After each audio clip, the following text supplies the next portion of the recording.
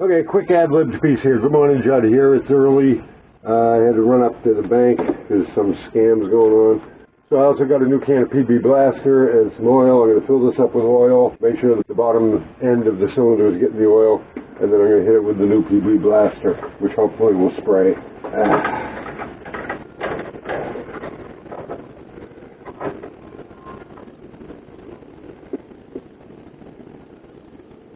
Capacity is, this is 1.9 quarts of oil. Just in case anyone's interested and doesn't want to look it up. I got no idea how much is in there. Let's see what that looks like. Because I've also got this up on an angle, but considering it had no oil in it a few days ago. Alright, that looks good. Okay.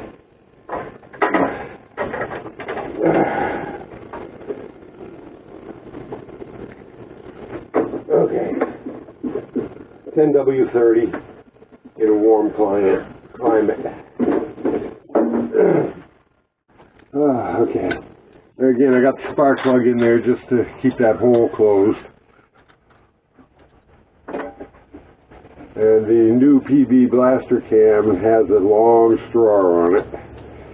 So that's good.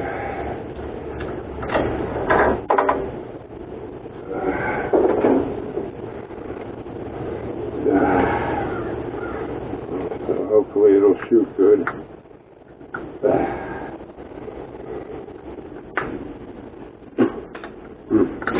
Okay, oh, that's a shoot.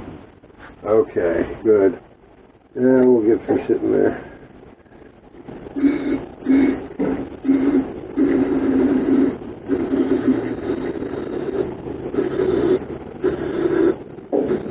Woo! Okay. Good. Okay, that definitely sprayed and actually came out. So, that's good.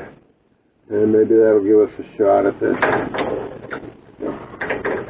I gotta head up to Gainesville to the dentist. So that'll give this time to set up.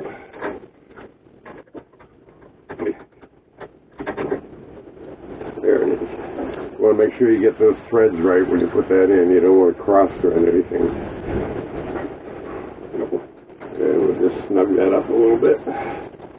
Okay, and that's it for now. Now we let this set for a while. We'll be back. Turn that rotor right around. Oh, I noticed something in the video when I was looking at it.